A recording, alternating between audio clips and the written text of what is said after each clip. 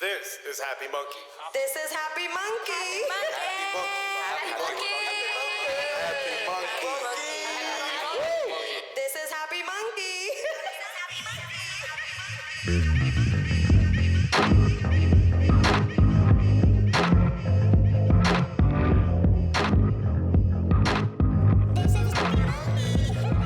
Okay, ladies and gentlemen, today we have a special treat for you on Happy Monkey on the Boulevard. We have our brother from another mother, which just happens to be a Latino superstar in the cannabis industry, author, tech guru, yes, sir, entrepreneur, yes, our sir. brother from another Latino mother, Roger Obando.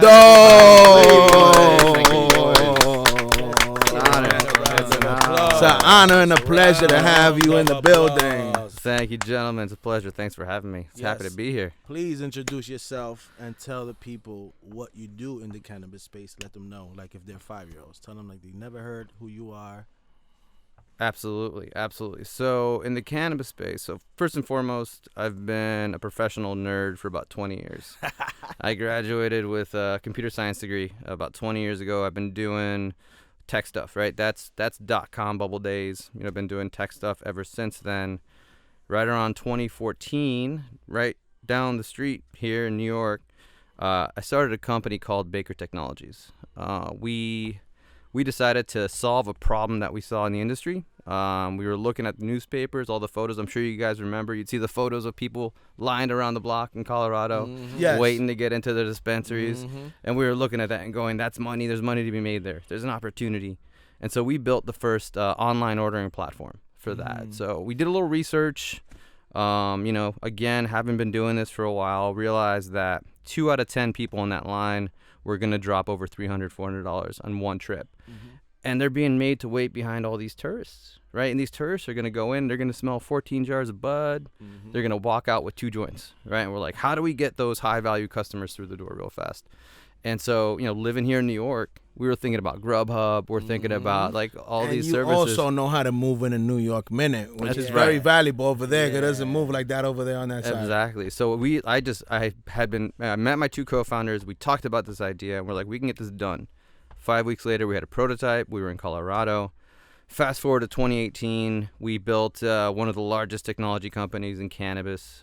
We had built a CRM platform, so that whole platform had graduated. It went from being online ordering to being digital loyalty, like when you go to a Starbucks and you swipe your little thing and you get the loyalty points and all that. We did that for cannabis, and that turned into a marketing platform because a lot of people don't realize you can't advertise in the cannabis space on Instagram. You can't advertise on Facebook. You can't advertise on Google, right? So like you can't reach your market without like directly talking to them. You have to get creative. You have to get really creative. So we created a platform where we were incentivizing people to give you their phone number, right? And then we built all the tools necessary for you to say, all right, well, let me see. Ramon was here, 2 times in the last month. He usually buys flour. He sometimes will buy some edibles. And so we're like, well, we got some edibles. We want to get off these shelves. And we're like, we want to send Ramon and everyone who looks like Ramon a text. Be like, hey, VIP edible deals come in. We're going to give you 20% off, whatever it is. And that was like the real hit for us, which was we allowed these dispensaries to reach out to their customer base and be like, I'm going to tailor a deal to you. It's not like that stuff, not that bullshit you get like every other day where you get these random calls or emails saying like, come in and get whatever. It's like, no, I know that you like this, so come and get this and we'll give you a deal. You feel special. You feel like a VIP. So with that, by 2018, we had something like 34% of the legal market, where 1 out of 3. 34%? Yeah, one out of 3 legal dispensaries was working with our platform, and so we got caught up in all this going public madness. We ended up merging with 3 other companies. We went public in Canada. At the time, our company was valued over $100 million.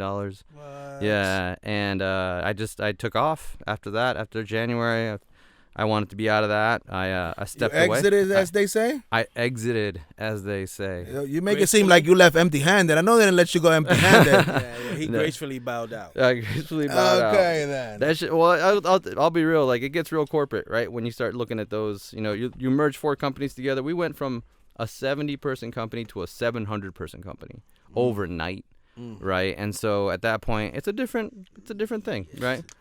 And for me, I decided it was time to move on.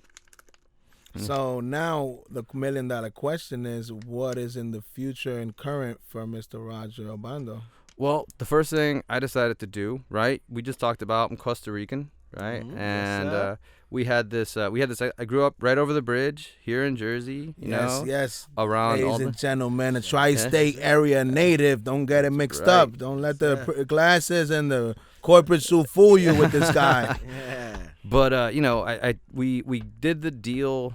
I remember the minute exactly when I noticed this. I was in California. They were doing these awards called the California Cannabis Awards, and me and my California market manager, this guy, his name is Rico Tarver. If you know the cannabis industry in Southern California, I'm sure you know Rico. Everyone knows him. We were on stage receiving an award. Isn't the guy part of Canna Gather that you talk about? Yeah, he is. He runs believe- Canna Gather in Southern California. Yeah, All right, there you go. yeah. And we were on stage receiving an award for most innovative technology, right? And this was like right before we're gonna go public and all this other stuff. And I was getting like congratulated by a bunch of people about, hey, this is such a great thing. But everyone was like, oh, when you're a brown guy and a black guy, you're a brown guy and a black guy, right? And I was like, you know, I didn't really stop to think about it until everyone kept pointing it out. But there's so few, brown and black people in the space at that level, right? At that senior level. That's part of why me and my partner Ramon was so hyped to have you on here, because one of our biggest things with what we're doing is to inspire people that look like us and show them that if we can do it, they can do it. To show even a higher level like yourself that's already, you know what I mean, came and triumphed in this space. Absolutely. It's, people from our backgrounds need to see that these things are very possible and very feasible. Absolutely. And that's why, like, the first project I decided to do when all this went down was to write a book.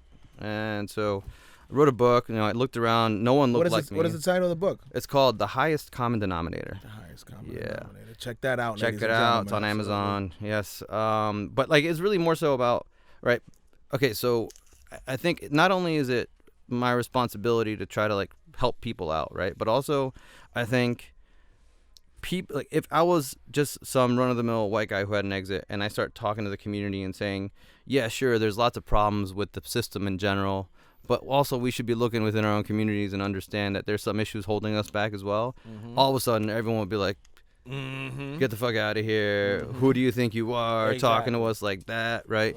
But I'm like, listen, I'm one of you guys, right? Sir. And I come back and be like, there's some legit issues that we got to talk about. There's some issues of tribalism, Absolutely. nationalism. Absolutely. Like there's issues where, come on, if I can have an honest conversation with folks and come back and say, hey, let's talk about this for real, and let's talk about what has to be done to work around that, then let's have that conversation. And then, you know what me and him always talk about on this show constantly that you can maybe shed some light on? People do not understand in Latino countries the bad stigma that cannabis has, to the point where in our country, Dominican Republic, is looked at worse than to older people than cocaine. I know. Yeah, It's crazy. It's crazy. Yeah, because people here are so used to it. It's just weed. So it's been weed for a while, right? It's been weed. And it's people don't realize that if you go back and I talked to, Nelson Guerrero, right? That's how we Shout out met to each Nelson. other. Shout out to Nelson. Shout out to Shout Nelson. Great young entrepreneur. Absolutely. Doing a lot of great stuff with his organization. But, this guy will go and he'll like go to churches and talk to people about the cannabis industry and the opportunity. And I'm like, wow, that is really going into the bold. lion's You've den. That's Yeah. bold. You got to be willing to put up with some slack to do that, Yeah. because That's bold. Seriously. they might chase you out of there with some holy water. but Right. He's possessed. You got your abuelas. They're doing, they're giving you the sign of the cross. They're telling you to get the hell out. They're calling you marijuana, all that stuff, right? Exactly. Also, You know exactly the words that they use in our country with the stigma that you just said. When you smoke weed, él fuma droga. So he smokes drugs. Right. Yes. I don't Not cannabis or whatever. He's Yeah, like right. a crackhead. Absolutely. I don't think I do. That's crazy. I mean, that's insane, right? And How is it in Costa Rican culture, so we could get an idea? in Costa Rican culture is not as bad. Costa Rica has got I think Costa Rica and Dominican Republic probably have a similar history of, the 1980s drug trade, right? Like Yeah. stopping off points tons of coke was coming through there. And I think in Costa Rica for a while that was really more of the bad stuff. But the weed was not something like I still can't go to Costa Rica and hit up a cousin and be like, yo, hook it up. Right. I don't have that relationship with anybody. If anything, I told Nelson, I was like, you got to go to Jaco Beach. You got to go find yourself a surf instructor, right? There you go. And then like that's the man who'll hook you up. That's the where surfers, yeah. the surfers and the jet skiers. I remember when I was there, we were just talking about it. It was Manuel Antonio. Yeah, Manuel Antonio. That place was amazing, and that's what I got cool with, the people that rent you the jet skis, the kayak. They're the coolest people there on the beach. They know where to hook it up. But yeah. By the way, guys, I gotta tell you, I gotta highlight your country. It's the only place I've been to, guys. I went to the beach and the water was warmer than it was in my villa. Oh yeah, It's crazy. Absolutely. It was crazy. That's why we were just talking about how you nice. can't find a Costa Rican here. Most of them have the good sense to stay in the country, right? That says a lot about how what a nice, and then they have that amazing saying "pura vida," which means pure life, and it's like you feel it when you're there. Yeah, it's like the Costa Rican aloha. Mm-hmm. It means hello. It means goodbye. It means how you doing. You just kind of throw it out there wherever. It's like pura vida, mai.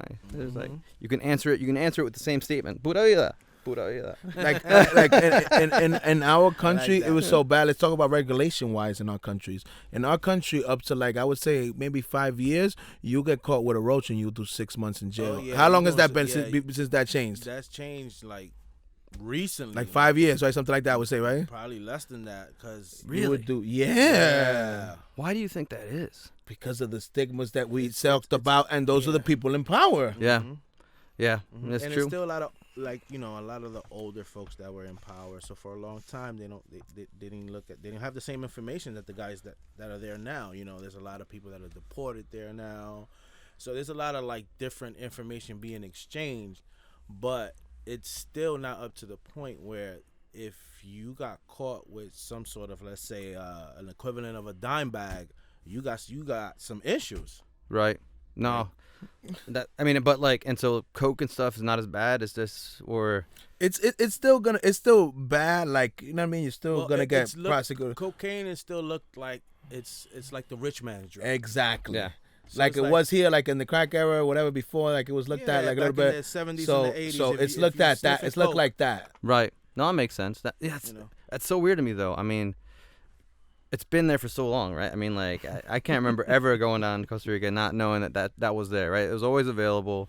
Same thing in the Dominican Republic. Yeah, Yeah. absolutely. And like even here, growing up here, It right? comes back to the things that we mentioned, the stigmas and the religion. Yeah. Yeah, Catholic Right. dominates. Oof, over Vlad, that. I'm glad you said the word because I wasn't gonna, but that's one of the things that we got to definitely talk about with our communities, right? Absolutely. This, undying religion and the undying just devotion to it, and you're gonna go to hell and blah blah And that blah. plays a role in the regulations, in Absolutely. the stigmas, in Yeah. the perspective Right. on what they do. Absolutely. But in this country, one of the things that I realized that was really sad, that really inspired me to try to, share the message with people about all this stuff, is that there's this whole generation of young Latino entrepreneurs here that were raised by single mothers, were raised, by their aunts, by their grandmothers, who had lost brothers and uncles and sons and whatever to the war on drugs, right? So, of course, these guys, these young men and women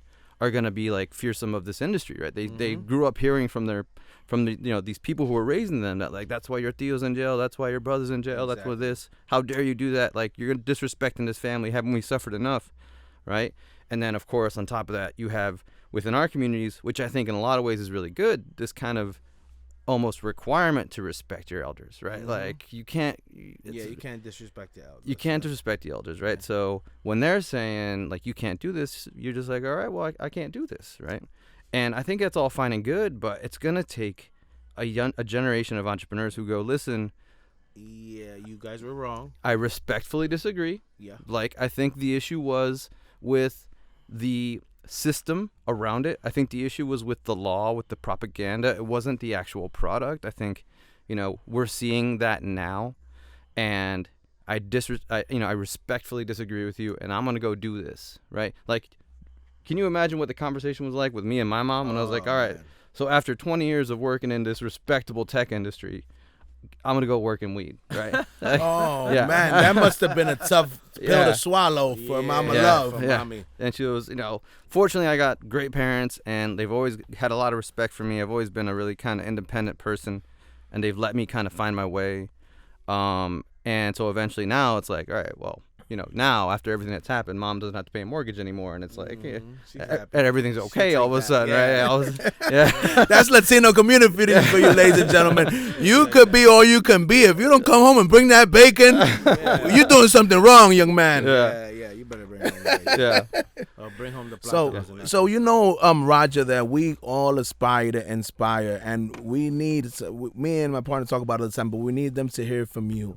How do you see our Latino and Black brothers and sisters out there fitting into this cannabis industry, and what steps can opportunities do you see for them, so they can also understand that this is a fair game for everybody, that they have the best chance, I think, in any industry, if any, this one. Right.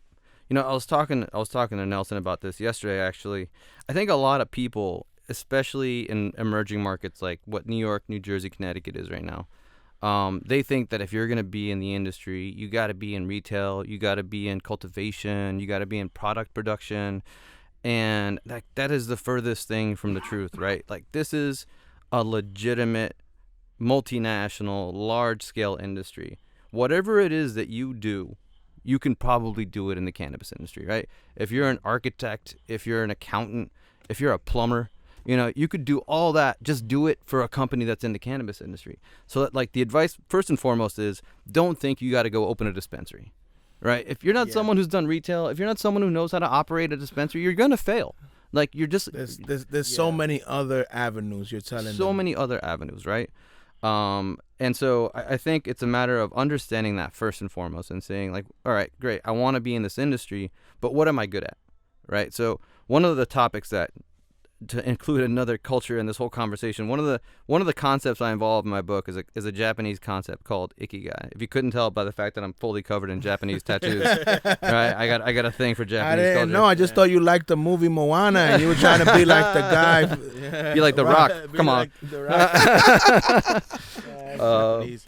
But so the concept of ikigai, basically it says, all right, so in order to find what you should do as a career, you should think of three things, right? Think of what you love, which I think here in this country we hear a lot of people talk about passion, follow your passion, right? Quite frankly, I think that advice is kind of bullshit, because It's kind of broad and yeah, kind of it's broad, but it's also like, people have passions that are not going to make them any money, and then they're going to be broke, and then they're going to look back on it and say, what did I do that?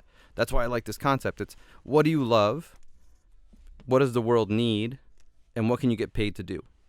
Right? So you let those three things overlap, and that little spot in the middle, that's what you should do. Like, that's what you should aim to do. And I think a lot of young entrepreneurs need to look at that framework and say, what do I love, right? So I love cannabis. I want to be in the cannabis industry. Fantastic, right? What does the world need? It's like, all right, well, in a market like this, the world needs everything, right? You need retail, you need delivery, you need packaging, you need branding, you need marketing, you need security, you need, a lot of vets, for example. A lot of veterans in Colorado, they came back and Put all of them to work. put all of them to work. I mean, especially right now, it's a cash-only industry. So you got transport, you you need got them transport all. of cash, you You got need transport of truckers, products. you Yeah, need everything, exactly. You man. need all this stuff. So, look at that framework and say, all right, maybe I don't need to go learn how to grow weed. Because you know what? I mean, I'm sure you guys have met cultivators before. I've gotten to meet a lot of cultivators. That is a rare breed of individual that is a good cultivator. Exactly. That I is mean, so true. These guys love their plants. Exactly. And that they live, eat, and breathe cultivation. That's what they do. If you just think you're going to start learning how to grow some plants and you're going to be able to compete with that, No, you lost. no way. These people got a real green thumb. Absolutely. It's a whole different thing, right? And so, the advice there is, all right, well, what were you doing before? How does that apply to the industry? And, I think the networking is hugely important. Make sure you get in, meet as many people in the industry as you can. We were just talking about MJ BizCon, right? Yes. And I think, I agree with what we were saying earlier. It's gotten really kind of overblown. But that's us, though, that has been going for so long. Yeah. What worked for me and Ramon was that, there's so much, especially here on the East Coast and the tri-state area, lack of information, lack of other people in the industry that if you don't attend all these conferences and all these things, it'll be very difficult for you to really have an understanding of what's going on and where this is going to. Agreed. But I think like New York right now has got a really vibrant event scene. I was at a Women's Grow event last night. Nice little crowd. Shout out to Tanya Osborne. Those we are our love peoples Women's over Grow, there. yeah. I used to do those events when we were in Colorado when we first got started as well. Just seek out these events and go see what's happening, right? Like, I think a lot of people have no idea how broad this industry has gotten as far as like, product differentiation. There's everything. I mean, you guys obviously know your way around the products around here from what I've seen, right? We do, that's why we did the branding and the radio show and all this stuff. Yeah, I mean, but like you got everything from. But it goes back to what you said though, that me and him talk about all the time. People come at us, but you guys could do this and you could do that. It's better, ladies and gentlemen, to do a little of something than a lot of nothing. I completely agree. A lot of people end up doing because they spread themselves so thin because there's so many woulda, couldas, and maybe you could do this and maybe you could do that. But it's like you said, no. What do you do good? What does this industry need? Home in, find your niche, and I think you'll have better odds than going chasing waterfalls and stars. Absolutely. Love the TLC reference. Shout out to 1996. Yeah. Oh, my man is the super quoter of the 90s, if you ain't know. My man is all the street poet. That's what we call him. That was that jam I was blaring at my first car. It was at Waterfalls. Roger, now we got to take a little bit of a turn, and we got to let these people know. With the HappyMunkey. We got to let these people know that you're also a human being and you're not just some corporate robot. Tell the people, we like to ask everybody, what was your first experience when you had your first trip getting, high with that magical plant? First time I got high. First time you got high. Take us through that journey. I was in high school. I always laugh about this because I grew up. I don't know how old you guys are, but I'm 41, right? So I'm 36. Okay. I just turned 37. Okay. Yeah. So I'm a little older than you guys, but so I grew up in that Nancy Reagan say no to drugs. Right. I got that DARE program. Had the T-shirt, the whole thing. Right. Remember that? And I had the mom who was like, "You can't be doing these drugs." And you gotta do good. And it's like, so my parents are first generation also, so it's even worse. It's like we didn't sacrifice our lives, like for you to come here, for you to go, use drugs and smoke drugs like a crackhead. Oh my God! You came to this country for you to become a crackhead. Yeah, got that good Catholic guilt, just straight up. And but like I remember, so I was pretty good. Like I didn't party a lot in high school, but then of course, it's always a woman, right? It was a girl. Always. A lot of those. Woman. Yeah, we got a lot of those. They usually are very influential in our decisions. Absolutely, especially around that time period, right? Oh, and so I think I was 18. I was seeing this girl, and she had some friends. She posted a joint. I was like, I'm not gonna not do that. I'm not gonna not do that. I'm trying to be cool here. Exactly. I'm trying to make some leeway here, But no, it was, and I never forget that too because, during that time frame, everyone's telling you, it's a gateway drug. Fucking Joe Biden just last week said that shit, like pulling out some 90s shit, right? That's crazy, right? And it's like I remember smoking it and going, "That's it." I remember smoking it and going, really? Like I didn't die. Nothing happened. Like nothing happened. I was like, I'm not even really that high, But then again, like this is the 90s, right? So it was probably some shit weed too. But at the same time, so tell us, what was it? Was it a joint, a blunt? It was a joint. It was a joint. It was a joint, and we sat out. It was my folks. My folks don't listen to this. My folks were out of town. I was like, "Come on over to my place," and we sat out in the backyard. Ooh, so you were really styling and profiling. Come over to the house. Trying to make it okay. happen. Yeah, passing it around, and that's it. And then I went to school. That was like not long before graduation. And then I went to school in North Carolina, right? And so North Carolina in the 90s, not an easy spot to find weed for the most part, except for the fact that I had a few. Pretty conservative, correct? Yeah, I mean a lot of army bases. Yeah. I was at Duke down there, so you had a really diverse crowd of people. But especially the guys who would have the good weed were the guys from Cali, because you get the guys from Cali coming to Duke. So was this the era when you became a frequent flyer during this college era? Yeah, it was. Getting higher? I was getting higher. I had like a smaller crew. It wasn't, at that time, it wasn't something you found that much at school. Whenever I'd come home, it'd be much easier to be around my friends and get access to it.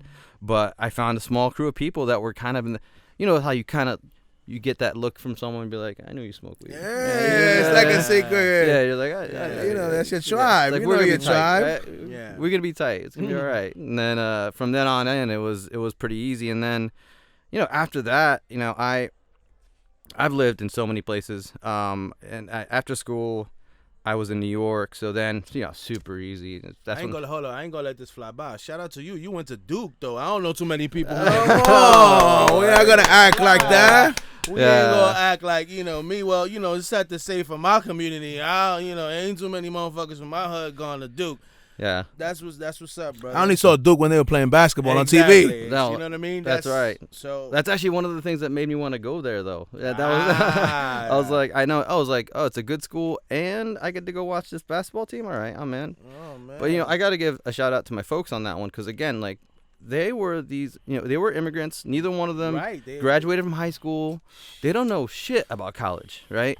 And I'm coming in here being like, at the time, I had gotten a full ride to Rutgers. I grew up in Jersey. Probably half my high school. It's a great school. I was gonna get a full ride to school, and I was like, but there's this school down in North Carolina that's really good, and it's gonna cost, I don't know. I think I got a bunch of scholarships and stuff, but it was gonna cost us like $500 a month, right? To my family at that time, that's a lot of money. That was a lot of money. For immigrants. Yeah. I was like, that's a lot of money, but they were willing to listen, and they were willing to say, listen, if you think this is the best thing for you, then let's sacrifice. Let's sacrifice. We'll make it happen, and I give them a lot of credit for that, because that's tough, man. That is tough for immigrant community. Shout out to your parents right there. Yeah, man. That's hard work. Absolutely. But so after that, it was actually really funny. I've lived in a bunch of places, and seeing the culture in different places is really funny. I graduated Duke. I came back to New York, right? I was here for a year, and it's like it's same old New York, right? You know the game up here. You know where to find your stuff. And then I went and lived in London for a year. Oh man, that's a whole nother planet. It's a whole nother planet, and like you just don't know where to go. You don't know, like, it's totally not cool. It was, the cops were totally not about it. And like I was dry for the whole year pretty much. Like I really had no one. I remember you do one of these things where you're like, oh, this guy down the street says you can get some, and you get it, and it's like twigs and seeds and whatever. And so ends up, but beautifully, Amsterdam is a short flight away. Amsterdam. Short flight away from Good London. old Amsterdam. And so, would go there and take advantage of that. Then I came back here. I was in Chicago for a while. Chicago's a good town. Definitely find a lot of stuff. I was just there 2 times this year, man. I've been telling my partner Raven about it. They show me so much love out there. I was telling him that, to me, the closest city I've seen to New York is like New York City in the Midwest. Yeah. I went there for the ArcView conference. Shout out to ArcView, and I went there for Benzinga. Yeah, absolutely. Benzinga. I heard great things about the conference. I know a lot of guys who ride over there. I had to get some of that deep dish pizza. Oh, yeah. I went to a Cubs game. New Yorkers love to hate on the deep dish, but I'm saying, like, it's just because it's different doesn't mean it's not good. It's just a different it was thing. good, man. Listen, I got nothing but good things to say about Chicago. Amazing city, amazing people, really progressive. And by the way, they just went rec, like, a couple of months ago. Yeah. And the first state to go through legislatively. And also, they have one of the best social equities and programs in the country. So they're doing a lot of progressive things. Yeah, absolutely. As a matter of fact, I'll get back to that, because I'm working with one of the groups that's doing a lot of the social equity stuff in Chicago. Nice. A group called the Fourth Movement. I'll get into them for a second. But I was going to say, after I left Chicago, I went to Los Angeles. Right, and that's when I was like... How long were you in Chicago for, Roger? Weed heaven. Right, exactly. How long were you there for in Chicago, Roger? I was in Chicago for about a year and a half. And then I went to LA, and I was in LA for 10 years. And then I came back to Brooklyn, and I was in Brooklyn for another 2 years. Then I started Baker. I moved to Denver. I was in Denver for 3.5 years. What did you do in LA for 10 years? Mostly... You skipped that kind of fast. That's a decade. You made that seem like that was like a couple of days. Yeah. That's when I was really kind of making my way up in my career. So I first went out there. When I first graduated school, I went to work for a company called Sapient. Actually, right here in Jersey City was the first office. And all these moves up until that point was me moving for work. And so I got called out there to LA. The reason I went to LA in the first place was because I started doing some work for Nissan, and the guys who I met at the company there really liked the work I was doing, And so they're like, we'd like him to work on some more projects for us. So they decided to move me out there. And I did about a year with the company, and then I got really tired. It's a really big company. I got tired of a lot of the bureaucracy. I left, and I started my own consulting company. And so I built a consulting company for about almost 10 years, about 8 years. Started working for like little mom and pop shops. And by the end, I was working for Citibank and Deutsche Bank and Nissan and Honda and all the banks, JP Morgan. Doing. And it's good for people to hear this, right, Roger? Because me and my partner always talk about it. People love to see the results, but nobody likes the process. And all of these different jobs and all of these different adventures you went on was part of your process and how you ended up being who you are today. Absolutely, and that's something that I've been talking about a lot lately, which is this tribalism. We mentioned it earlier, right? Like you grow up around folks. And I know you guys have been boys for forever, and I think that's fantastic, right? Yeah. Unfortunately, I don't have really any tight friends left from that part of my life, from like high school. I got some tight friends from college still, but I think it's because a lot of us had the same mindset. It's like you're chasing opportunity, right? I think if I look to the town that I grew up in, South Hackensack, New Jersey, there's still a ton of people there that like grew up in the town and just like never left. Yeah, they never left. They stayed there. They never left. And if they're happy, fine. I'm not gonna, I'm not gonna hate on that. No, you happiness. You don't. But the whole thing is that what I mean. Not everybody's willing to take that leap of faith and go and try to the fear of the unknown. What's out there? What are the possibilities? What could and that's like it's opportunity, right? It's being able to identify. There's an opportunity for me, like London. I was like, oh, wow, that's a long ways. How long were you there? I was in London for about a little over a year. I was about 15 months, I'd say. And it was, again, I was like, here's an opportunity to go work on this project. And I was 23. I didn't have a wife. I didn't have kids. I didn't have a mortgage. Take that. I was like, do it. Take that leap. Right? It's easier now than it'll ever be again. I did it once, and I was like, that really worked out. And so it got easier every time. It's like, how about Chicago? Okay. Go to Chicago. It's like, it becomes this game, right? It's like, where's the best opportunity? And you start chasing it. And, again, just to speak to the communities about what has to happen. Like, I think a lot of people wait for opportunity to fall in their lap. They wait for it to just show up on their front door. And that doesn't usually come knocking. It doesn't come knocking. Like, sometimes you got to see it from a distance and say, specifically for us. Yeah. Here in this country. Yeah. Specifically. So it's like, And I've always been one. I mean, look, I came from an immigrant, who's someone who left his family, left his country, came here, started over on his own. I saw my dad. I saw how he hustled to try to get stuff done. I think that was, my first inspiration to do it. And so every one of these things for me was like, well, maybe this is where I make make it big. Maybe this is going to be a big opportunity. And, LA was just one of those where I got there and I kind of really settled in for a little while. And I started to grow my presence, grow my business. I had a lot of great customers, and actually after 10 years, I felt kind of stagnant. And so I had an opportunity to go to Brooklyn. I was like, well, I can be closer to the family. I really like what's going on in New York right now. Let me go do that. And it kind of resets everything. And you're like, okay, great. How long ago was that? When was that exactly? That was about 6 years ago. That went back to Brooklyn. So you came back to the area over here, to the tri-state area. I did. Brooklyn was a lot different than when I left it. I'll tell you that. Yeah. Yeah. It's a step up. Gentrification, gentrified Brooklyn. Yeah, Williamsburg, the worst of the gentrified Brooklyn. Man. Yeah, that's where they make the hipsters. They make that. Yeah. So at what point was it through all this journey that you saw the transition from tech to world, corporate? Then when was it that you saw that you made the leap, that you saw your window of opportunity, that you made your move? I don't even know if it's really fully happened, right? So I think in tech, all the years that I was consulting, it was really grooming me to be able to do all the other parts that come with being more corporate C-suite guy, right? Communication, networking, business development, sales, right? All that stuff that you're so good at, Vlad. You learn that stuff, right? But all the while, I was always CTO, right? So even at Baker, I wrote line number 1 of code. I was the only coder for the first 18 Tell the months. people exactly what CTO means. He told you 5-year-old elementary. You got to break it down. Sorry, Chief Technology Officer. There you go. Right, so CEO, Chief Executive Officer.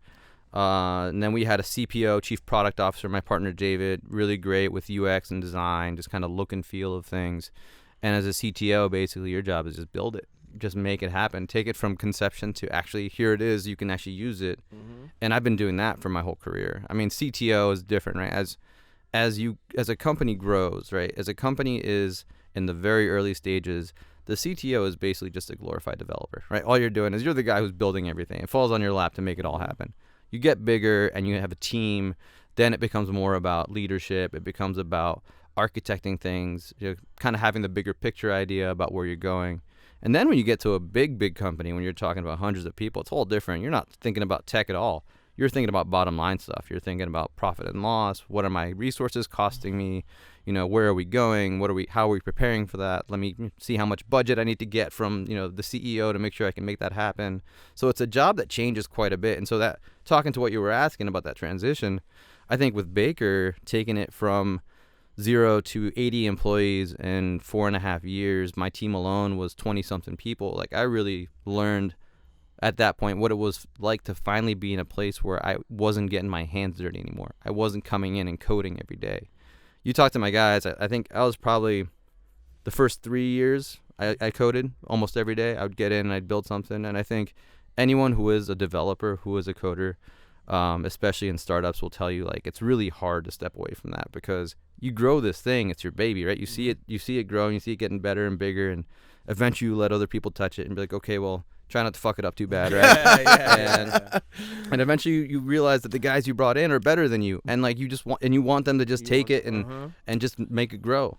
And that's when you're like, okay, well, now what do I do with myself, right? And that's when it becomes more of the corporate gig a little bit more. And I guess it depends on what you mean by corporate too, right? I mean, I like it. I like the networking. Those are leadership to me, because if you're willing to like let go of your situation just to make your youngins come in and do their thing now, now that means you're willing to move on. You just made yourself. You just fucking evolution right there, bro, right there. Yeah, and at that point, your job is to make sure they're well prepared to do the same thing eventually, and not go through the same shit you went through. Yeah. But everybody we speak to that's done anything of magnitude, anything of scale.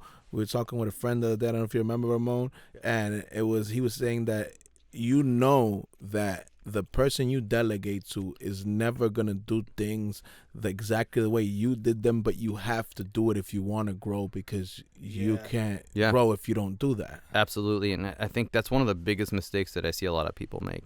They're not willing to let go of the reins. There's too much, it comes down to ego, right? It's like, that's mine, and I'm so good at what I do, you're not going to be able to do it as well as I can, which is bullshit. Chances are, right? Like, one of my favorite quotes that I like to bring up is Steve Jobs, right? He has a quote that says, we don't bring on smart people so that we tell them what to do. We hire smart people so they can tell us what to do. There you go. Right? And I think that should be a mantra for a lot of people in the industry. And listen, like, I'll never forget, and anyone who's a developer out there will relate to this. You bring on young devs and they go through all the code that you've been building for the last 3 years, and they'll find something and they'll start poking holes in it, and they'll be like, who the fuck did this? And why is it done this way? Like, this is shit, right? And you'll be like, yeah, you raise your hand and be like, yeah, that was me. And the only reason I did it that way is because I couldn't afford to hire you yet. And so now that I can afford to hire you, fix it, right? Like, so that's why you're here, right? I did what I had to do. Like, I think people have this impression of building software and stuff that it's like always perfect. And half the time you're doing just whatever you got to do to get it to work, right? And then at some point you come back and say, okay, now we have time, we have people, let's fix this stuff. And that's when you bring those guys in and be like, all right, that's your job now. Go in there and find all the stuff that needs fixing. See, but you're saying all this tech things, but it's perfectly makes sense to a person like me that's not in the tech world, because it's pretty much common sense. That's it. You hire someone who's better at you. Yeah. That's it. Who's better than you in general, right? Yeah. And that's how you move on. Absolutely. And try to get them all the resources they need to be successful. And that's it. Right. Roger, we have some of our own theories, but I'm really curious to hear yours. We are approaching December in a couple of days. What do you see in 2020 for the cannabis industry and where it's heading and what's going on? Yeah, there's a lot of real interesting stuff going on, especially in an election year, right? We saw the MORE Act get approved at the end of last week, which is really interesting. It's gonna get shot down when it goes to the It's going to go to the Senate. Yeah, I mean, I think that's what most people in the industry are thinking as well. But I've always had this sneaky suspicion that if Trump somehow manages to not get impeached, he is going to use legalization to win voter support. And you know who just gave him that layup? Your friend Joe Biden, by doing what he just did. Absolutely. That just made it way more. We already had that theory. Yeah. That just raised it like 50%. Yeah. He's going to be, because you got all these Democrats, right? And they're all coming to the table and saying legalization. Everyone except for Biden and Bloomberg. And Biden is the leader. Right. And Biden is the leader, right? And so if you want to take the wind out of those sails real fast, you legalize via executive order. And it's like, now what? Exactly. Right? Now you lost all those single issue voters. And those guys got to start thinking to themselves, what do they do? Who are they going to vote for?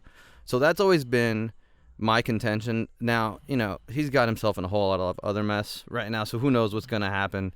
I think the industry is going to keep growing. A lot of markets are coming up right now. I mean, Massachusetts, even though it's been legal for a minute. Yeah, it's been legal for a while. But it only finally started to really take hold. Like the market, I think they did something like $400 million last year. It's going to more than triple that next year, I think. I'm going to tell you a sleeper that I believe is going to change the game dramatically, especially now here in the East Coast because it's so close, is Chicago is officially launching. Illinois, is officially launching right now, January 1st, I believe, or December 1st. They are going to be one of the biggest markets in the country, and they're going to be one of the biggest metropolitan areas with legalization going rec.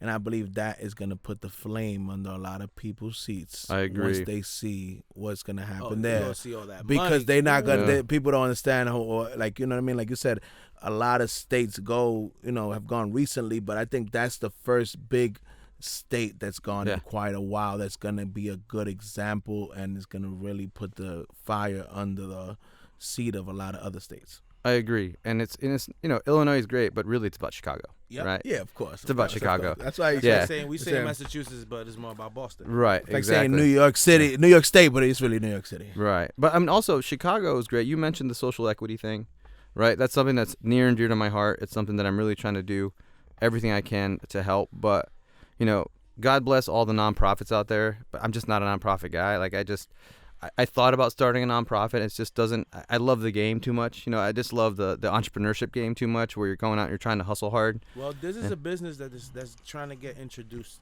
to government, right? So at some point, some money has to be made, right? Yeah, absolutely. And so, we were talking about social equity.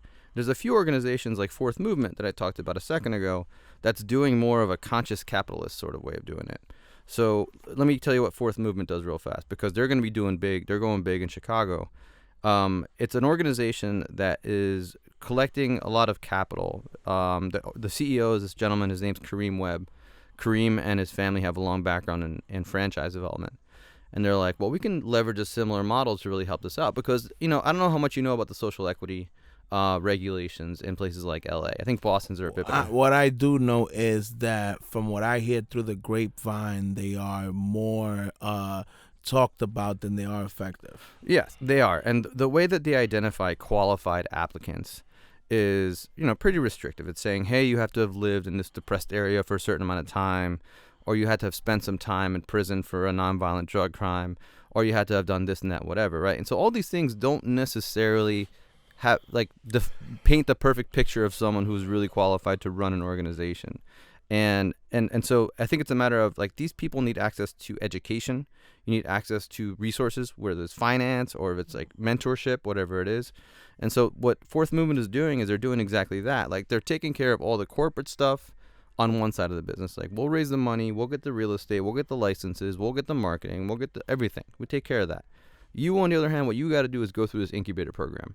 We're going to identify, a couple hundred of you, and of the 200, maybe 30 of you are going to get licenses. But you know what it's going to be? It's going to be those of you who work hardest, those of you who sacrifice the most. The best representation, me and him always say that. Like, what we do is, we have a wide network of Latino and Black friends that are in the industry and doing positive things.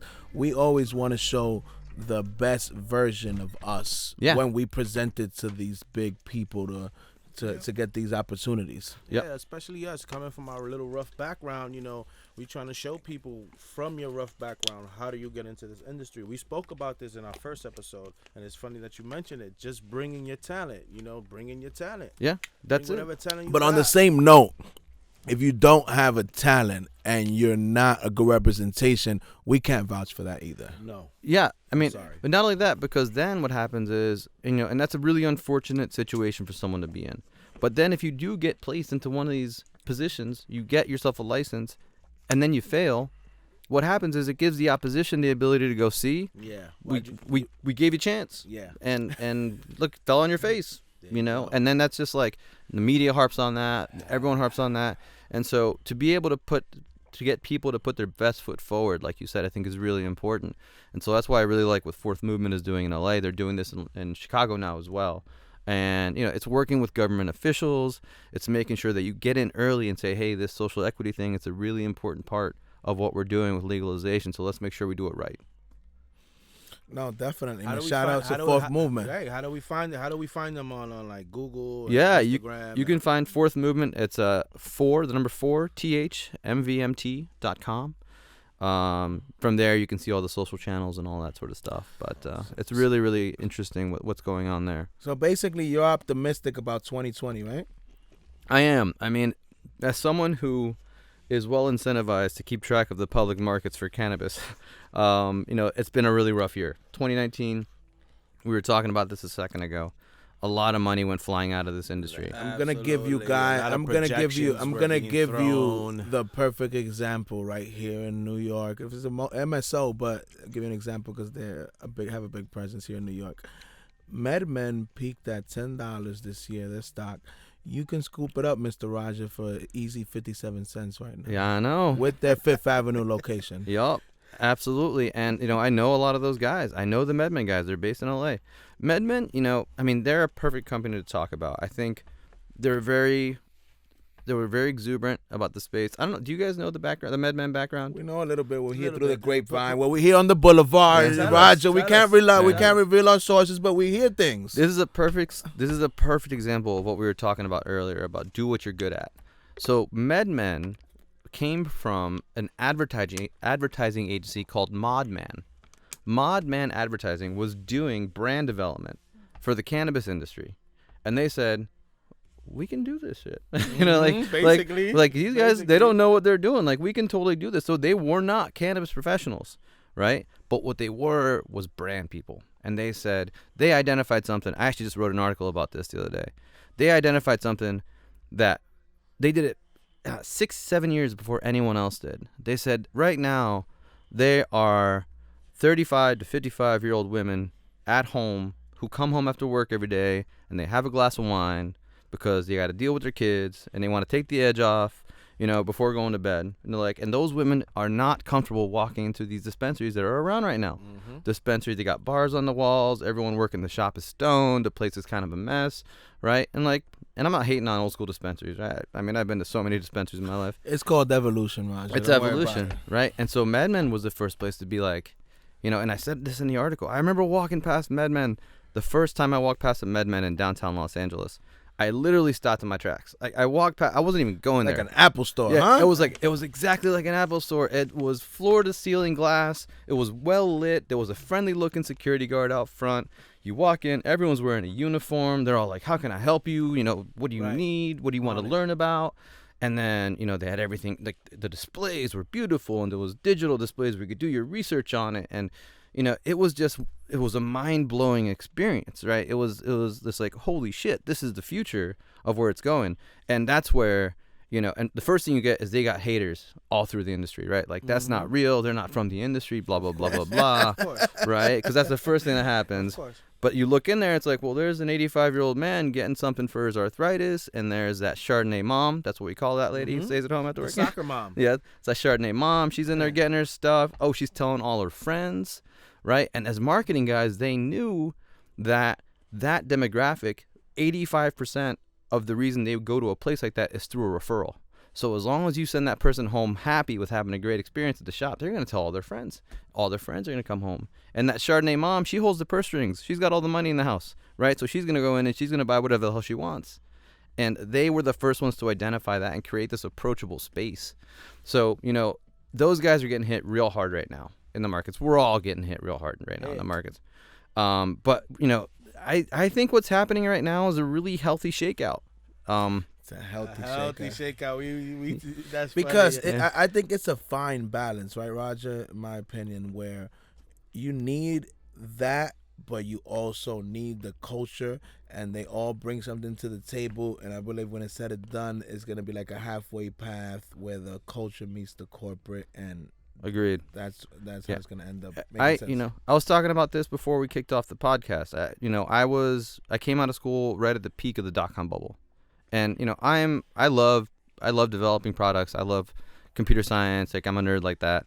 And so when the bubble burst and so many people were getting laid off, I was lucky. I got to keep my job, but I saw this happening from a distance, and I saw that about half of the people who got laid off just went and did something else. Like, they left tech. They were only there because they thought they were going to make a lot of money real fast, and they didn't love it enough to struggle through that time and stick with it. The rest of us were like, well, I'm ride or die on this. Like, this is what I want to do. Like, I love doing this. Right. That's exactly what's happening in the cannabis industry right now. Right? These companies are starting to fall apart. A lot of companies. Yeah. And we're gonna see how much love you have for this. We're going to industry. see how much you love this industry, right? Are you willing to go through this and join another company and start at the bottom again, or whatever it's got to be, just because you want to be a part of this industry, right? Or are you going to go back to real estate, right? Like, what is it you're going to do?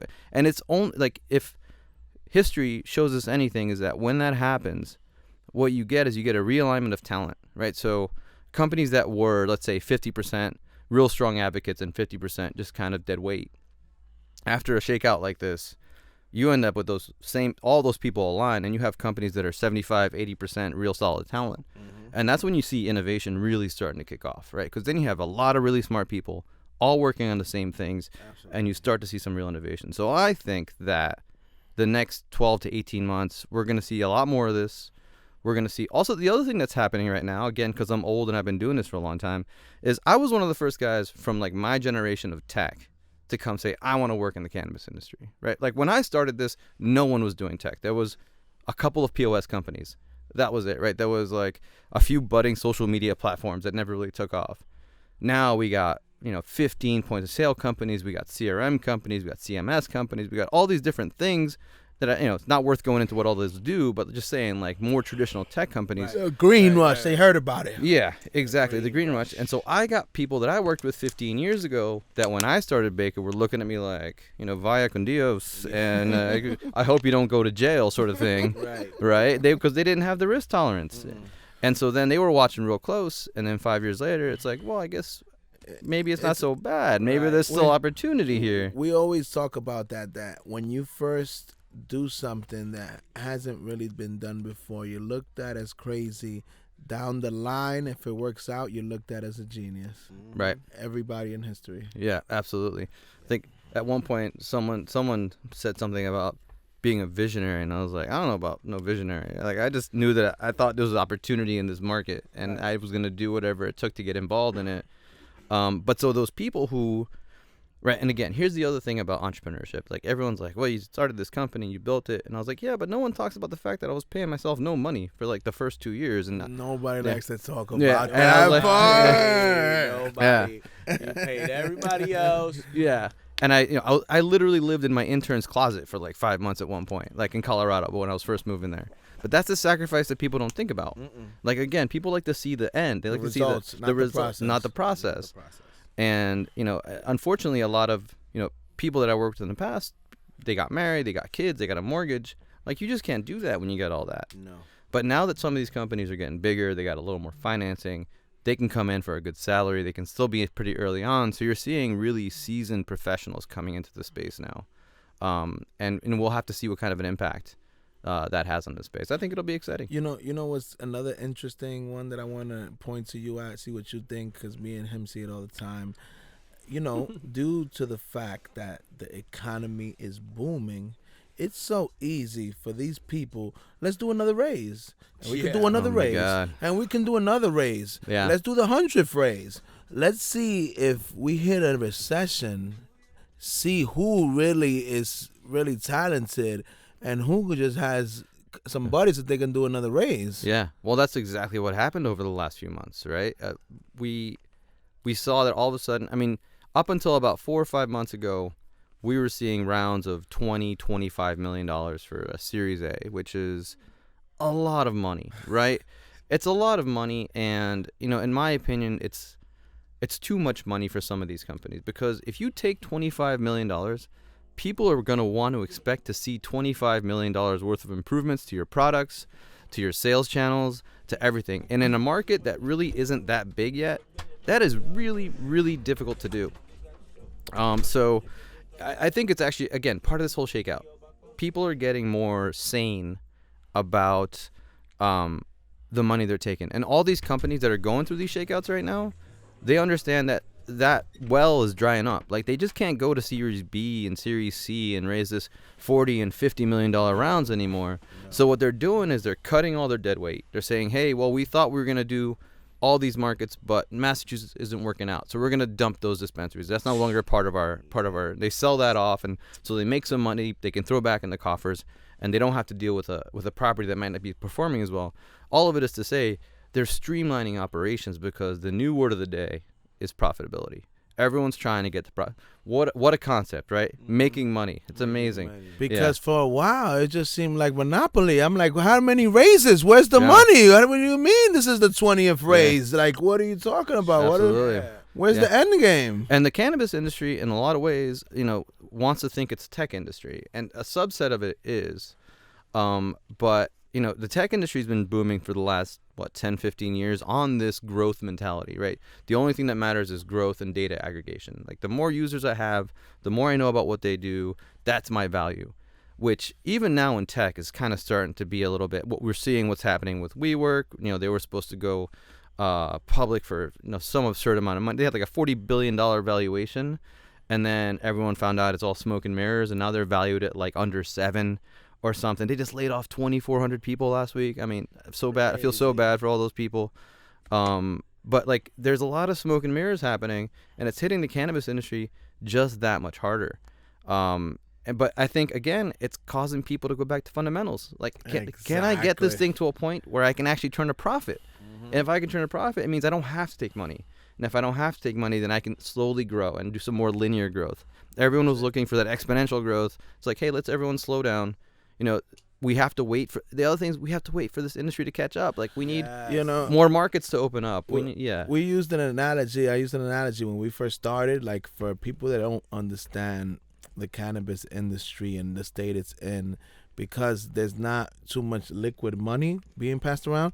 So I said that the best analogy is like when the Europeans discovered North America. At the beginning, it was like, the English had Virginia, the Dutch had New York, etc., etc. There was no money at the beginning. There was people carving out their niches, making their territories, and whoever did that correctly made tons of money down the line. Yep. I think that's the best analogy for these people that are coming with the green rush and thinking that, you're going to just get your pot of gold overnight. I agree, and that's where we end up with the M&A talks, right? So we start talking about mergers and acquisitions. So, hey, instead of me going out and doing all this by brute force, let's just start joining forces, right? Let's take this company, and this company is going to buy that company, and then that other bigger company is going to buy both of those companies put together, and then you end up with a multi-billion-dollar multinational, because it makes sense if you can. In a lot of ways, when I sold my company, it was into a similar deal where we said, hey, these 4 companies together can work more efficiently than each one of us on our own. And so you end up with a much bigger piece of the market, and you end up with efficiencies across the entire company, so you can get towards that profitability, right? You cut your costs, and you're more likely to get to that profitability. So that's really interesting. It's tough in these new markets. I think a lot of people also really need to educate themselves about what it takes to actually run a legal dispensary. I think a lot of people, especially in markets like this that are not legal yet but are trying to get there, everyone thinks that opening a dispensary means you're minting money, right? Like, the one thing I would say is, if you think that's the case, research a little thing called 280E. 280E is a tax regulation that says you cannot. I think it was from the crack days. It was actually a legal case where there was, if I'm not mistaken, I think a crack dealer who was trying to claim his expenses on his taxes, right? And he actually won the case or something like that. Something crazy happened to where they had to create this new tax law to undo all that, which stipulates that if you get your money from federally illegal activities, then the only thing you can claim as an expense is a cost of goods sold, right? So if I open a dispensary anywhere in the country, right, I got, 10 employees, I got my rent, I got my property taxes, I got my advertising, I got all these costs. The only thing I can claim as an expense as a business is the cost of the products that I sold in the store. Which means, like, there are companies Limits you tremendously. Yeah. I mean, so that means, let's, do some quick numbers. If in a month, in a month I sell $1 million worth of cannabis, but I had expenses of $900,000 to sell $1 million, I'm still paying taxes on $1 million.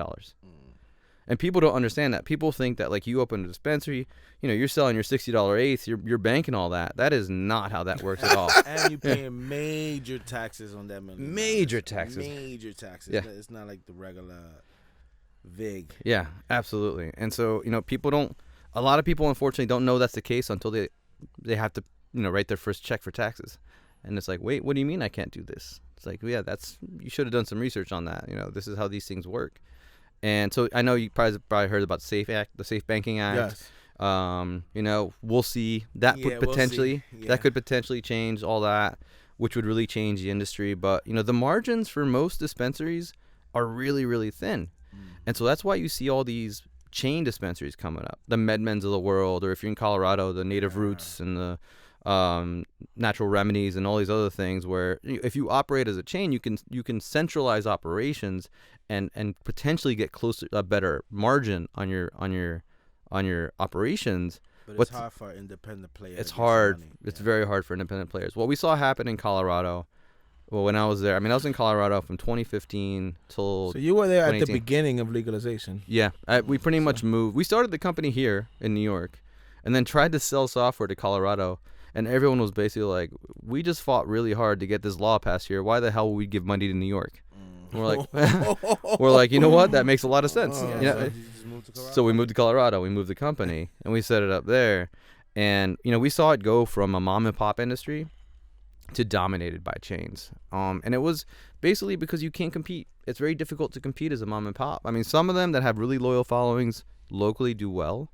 But most of them, it comes down to the fact when you're coming to this realization about the taxation and what you can and can't do, and someone like a Native Roots or someone like, a Live Well comes around and says, hey, I'll give you so much for your place, that you go, okay, I'm cashing out at this point, and you move on. And these companies then end up with these, big chains that are great. I mean, I love both of those companies. I think Colorado is a great industry that I've never been there. You've never been there. Yeah. I think they did a great job of rolling out legalization, and there's a lot of great operators there. A lot of good businesses started there that are now you see in California, that you're seeing in Nevada and in Oregon and Washington.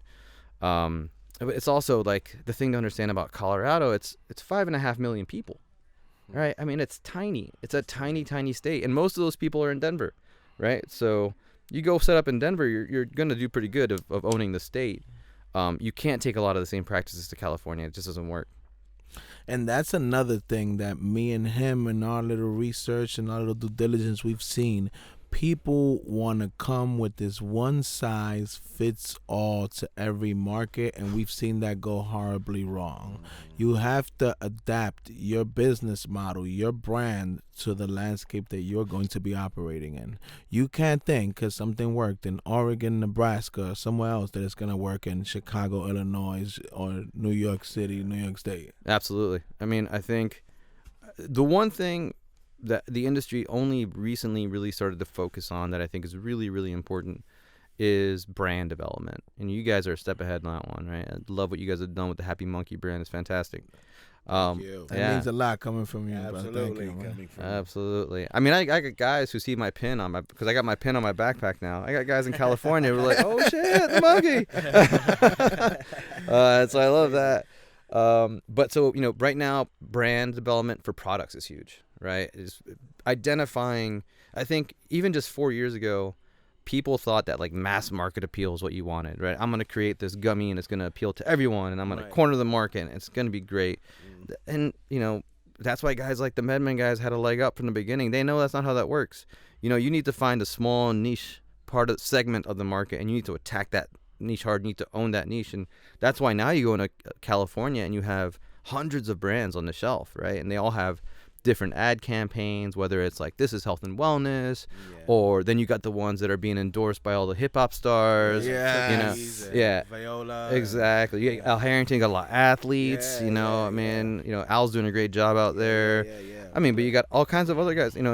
And it works because that's the traditional marketing model. You can tailor your advertising. You can really own that group, right? Like the guys who are buying cookies, who are following Burner, they're not really necessarily going to go for some of the more health and wellness stuff, right? No. They want that jet fuel. They want That's not their market. That's not their demographic. Right. Yeah.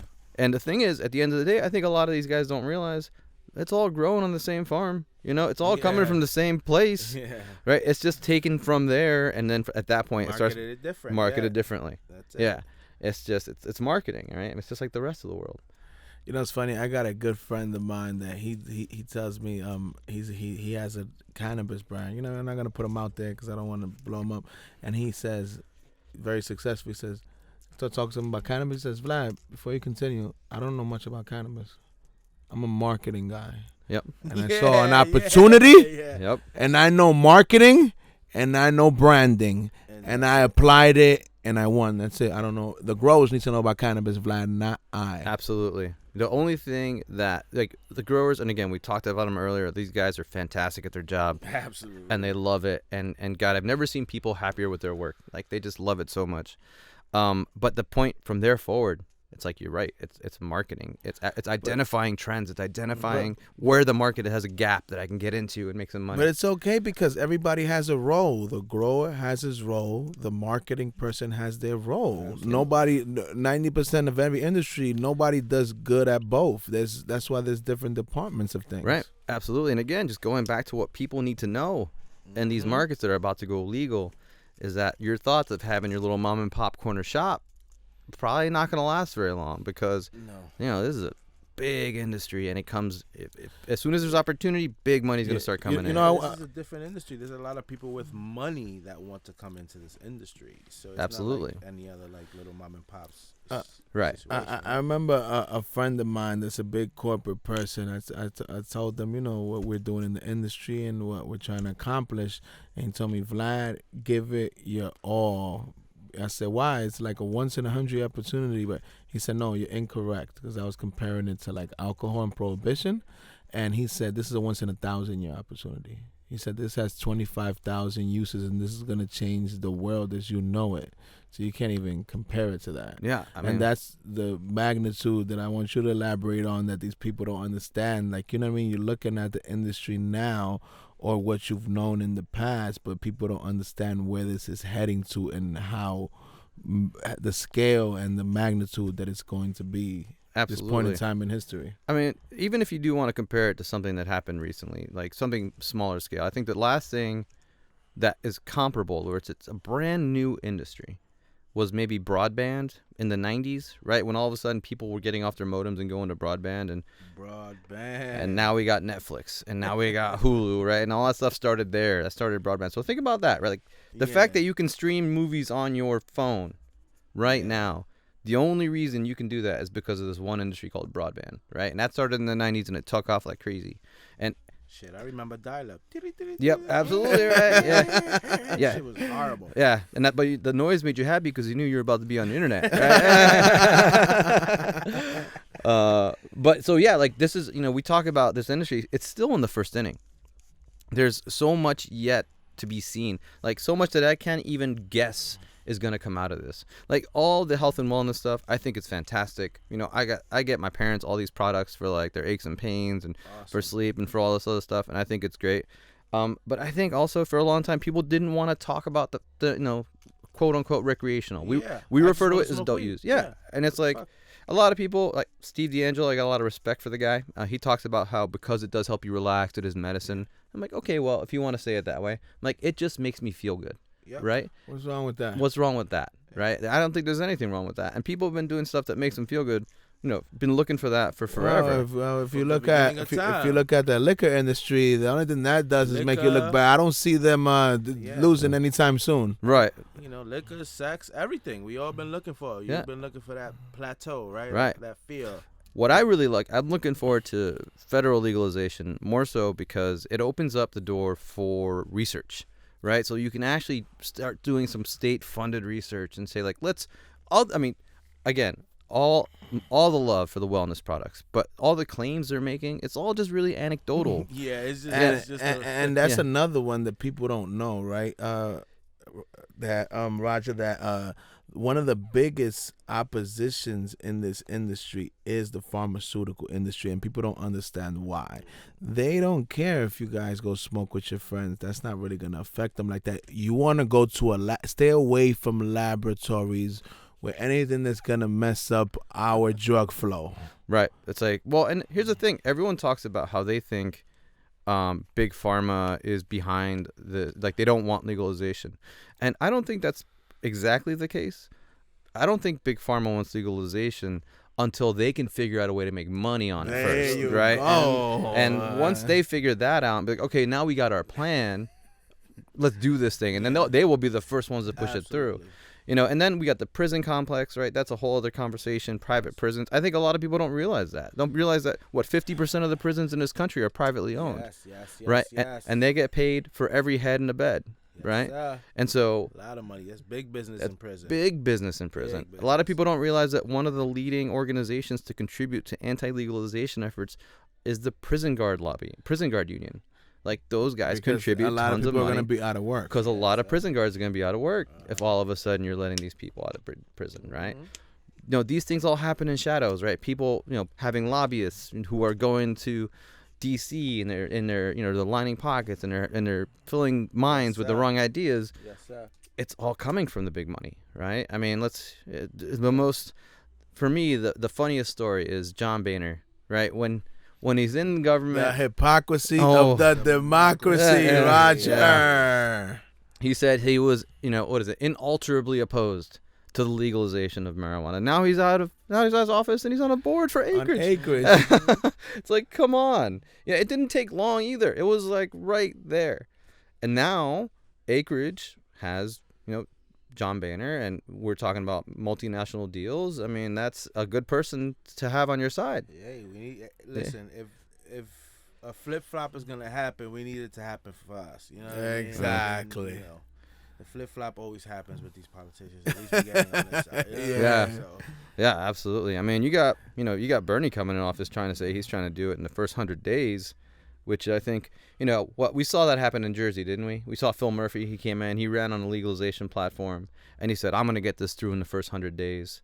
And here we are, still nothing going on there. Yeah.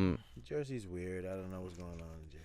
Yeah, they just decided to go send it to the vote, didn't they? I think that was the latest thing. But I think I was having this conversation with Nelson yesterday, and we both agree that we think federal legalization would probably happen before Jersey actually gets it across the line.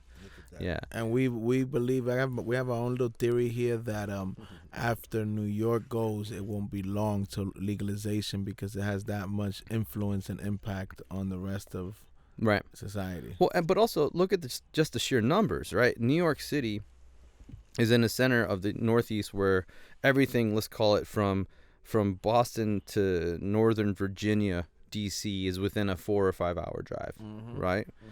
You're not going to stop that traffic, right? If you legalize New York City, it's basically legalizing every one of those other states in between, because you think someone who lives in Middle Pennsylvania is not going to drive to New York, load up, and Connecticut friends, all those people, man. Yeah. Jersey, everybody, whoever, just everybody. That's it. We have people. Remember back in the day, people used to drive out to Jersey to Garden State Plaza to get jeans because you didn't have to pay tax. I mean, they were doing that to get jeans. You can get jeans in the city, right? Like, what's gonna stop me from coming here to get my weed? Exactly. People talk about, and there is danger there because then you got cops pulling people over, finding stuff, and unfortunately, like, we all know who's gonna get pulled over more than who else. We all know the numbers don't lie about that. Yeah. The guy in all the tats, even though he got glasses, he got a billion tats, so he's looking a little brown. He will get pulled over. Exactly, right. And so then you got the social justice issues there, but more importantly, like New Jersey, Connecticut, they're not dumb. They don't care about the fact that people are going over state lines to get their weed. They care about the fact that they're taking their tax money and they're dropping it off in New York. right? That's what they care about. That's the big deal right there. Right. So for me, I think that's going to be where the dominoes start to fall. It's always the So money. The money, wherever the money. It's That's always it. Follow the money? Yeah. Follow the money. That's where You just finding this out now, Vlad? You know. Yeah. I mean, the amount of tax dollars that New York would be getting from New Jersey, Connecticut, Pennsylvania. Oh, man. I mean, it's unimaginable the amount of money that the People state don't would- know. Right now, currently, according to the numbers, traditional market, New York City is #1 consumer in the world as a city. So Yeah. imagine when you let that volcano explode. Absolutely. Absolutely. I mean, it's just going to and then you're going to, you're going to see this that is already, I mean, I'll never forget. Shout out to Super Genius, my delivery service I had in Brooklyn back in the day, man. Like, Back in the day, ladies and yeah, gentlemen, okay? yeah. Back in the day. Back in the Yeah, day. we didn't get into where you used to source your cannabis from when you were over here. That was, for me, that was one of the most genius industries because it was like they got a bunch of these bike messengers, right? And the bike messengers all got their cases on their bike, and they got the locks on the cases, right? So that means if you do get stopped by the cops, they can't look in there, right? Because you need a warrant to go into something. They can't force you to unlock that. So it's a pretty nice little distribution network you got going for it. Depending on what neighborhood you're in. Well, yeah, that's a good point. But so this hipster would show up to my place. They So you're good. yeah, exactly. as long as there's a hipster on the bike, right? Yeah, Yeah, he's exactly. good. He's good. He's He's not getting golden. pulled. He's not getting pulled over. But they'd show up with this like Pelican case and they'd crack it open and it'd be like everything. I mean, prepackaged eighths, quarters, edibles. They would be doing. They show up, be like doing deals. We're doing a deal. Buy an Right. eighth. You get a cookie today. Blah blah blah. This is going really well. The packaging was all done beautifully. It was all just like, I mean, these guys are ready for, like, the market here is ready for legalization. It's been ready for legalization. All these companies aren't dumb. They're not selling, baggies. They're not selling, eighths and baggies. They're like, they have their branding on point. They got their marketing on The one point. thing New York does is that we're quick on our feet, right? So the first thing was one of the things that me and Vladimir saw while we were going to the MJ Biz and all these different conferences is that packaging and everything else was a big thing. Absolutely. So we saw, like, why wouldn't we jump on these things, jump on the ancillary products and all these different things that's happening, you know what I Yeah. mean? Because it's a big thing. It's revolved around cannabis. That's our thing. So we've seen this. So like you said right now, as soon as you got here, everybody's already had packaging. We're ready to go because we saw it Absolutely. already, I mean, for me, it's always been about picks and shovels, right? Like my company, the whole 5 years that I was there, I never once touched, like, we never were plant touching, right? That's the term that people use. Whether your company, Absolutely. That's the smart thing. yeah, That's- is it a that's- plant touching company or is it not a plant touching company, right? If you're doing cultivation, if you're doing retail, if you're doing processing, that's all plant touching. So people don't know out there, because I know this. I need you to tell them, Roger. You have probably a better chance of getting funding if you don't touch the plant than if you do. In the cannabis absolutely- industry, right? You absolutely have a much better chance of getting funding if you're not touching the plant, right? So we saw the opportunity. We said, this is, they say that the ones who got rich during the gold rush were the guys selling the picks and shovels, right? The picks and the shovels. Right. And so this was a picks and shovels moment for us when we were just like, as much as I love the industry, there's an opportunity for do something that is just ancillary, that doesn't touch the plant. You know what? So you're not worried about this tax regulation stuff because you're not actually dealing with the federal tax code anymore because I'm just selling software, right? That's all I'm doing. I'm selling software. Like, that's my business. I don't sell cannabis. I don't sell access to cannabis. I sell software. And so for us, when we're trying to raise money, I come in and I'm like, they're like, what are you trying to do? I'm like, well, I'm building a software company that's going to support the emerging cannabis industry, but we don't touch Just plant. No. We actually just provide ancillary services for what these guys are doing. And all of a sudden, it's a way for investors to go, oh, so you mean I can invest in the cannabis industry And not really be in the cannabis. and not really be in the cannabis Exactly. industry? That's it. Yeah. And so, but the same thing for like all these packaging companies and such. I mean, Kush Bottles, Yes. right, yes, is yes. great company. Yeah, they're out, Kushco. Yeah, I'm going to steal that analogy from you, Roger. The gold rush, people didn't get paid off the gold as much as the people that sold the picks and the shovels. Yeah, it's all about the picks and shovels, man. That was And- our thing, man. That's good because it kind of happened with us, man. That was our thing. We were like, yo, let's do this brand, Happy Monkey, art, and then let's just do everything that revolves around it. You know what I mean? Because that's basically where the money is. Yeah. Kush bottles, they sell the the boxes that you buy your stuff in. They sell the plastic childproof containers that you have your stuff in. They sell the cartridges that you I think put I the met them oils before. in. I think I met them before. Yeah. And we saw them at Speaking at Canada Yes. one time. Yes. man. Yes. Yeah. Yes.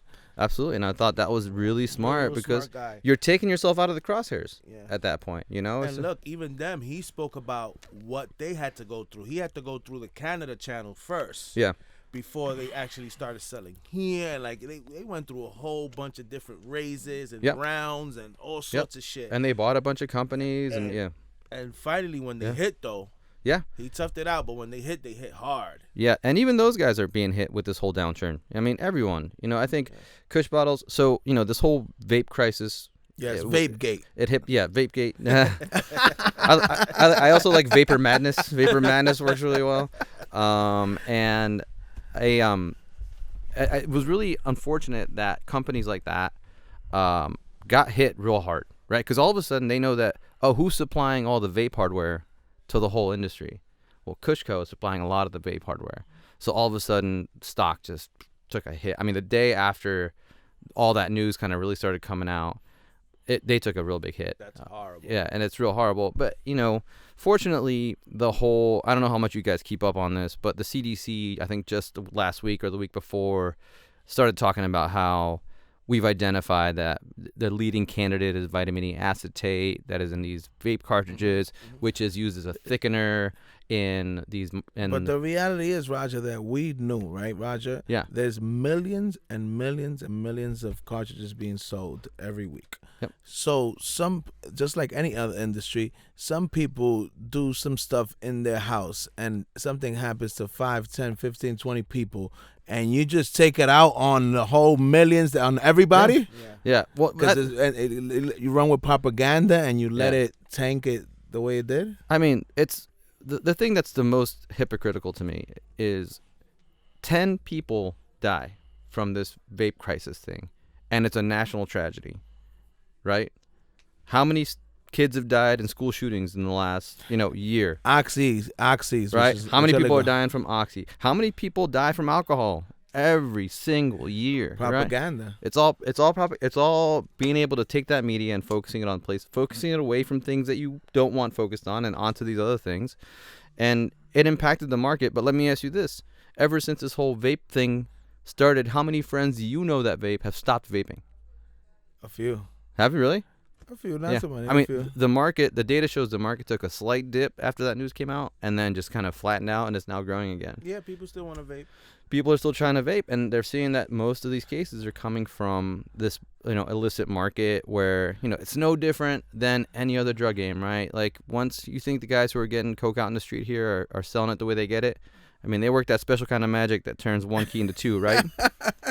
And now, people are doing the same thing with these cartridges, right? Exactly. Yeah, if you're taking the risk of importing, oil into Minnesota, into Wisconsin, right? You're not gonna sell that stuff straight. You're gonna stretch that. You're gonna stretch it out. So you're gonna use these thickening agents, right? You're gonna use that. You're gonna do half of this, half of that, and it was actually these agents that are being proven to be the reason why people are getting sick. So if anything, this is actually a call for federal legalization and regulation. And you know who it woke up hard?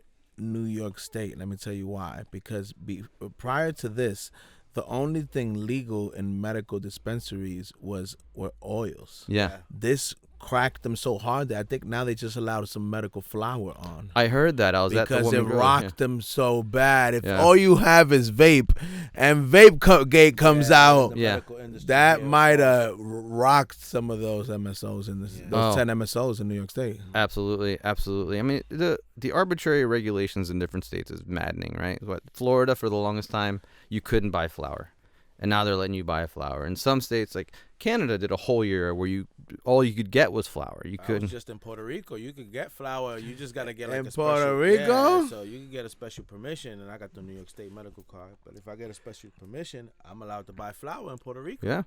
Puerto Rico was growing fast even a couple of years ago. I had customers in Puerto Rico. Shout out to Couple our years ago. boy Root Effects. He owns some dispensaries out there. Nice. That's how Shout you out went with. to Live Ones Inc. I went there, and they had a tattoo shop out there, and then I went to like a couple dispensaries just to see, just to be nosy and stuff like that, and they all told me the same thing. It was just basically you could get your edibles. I bought edibles.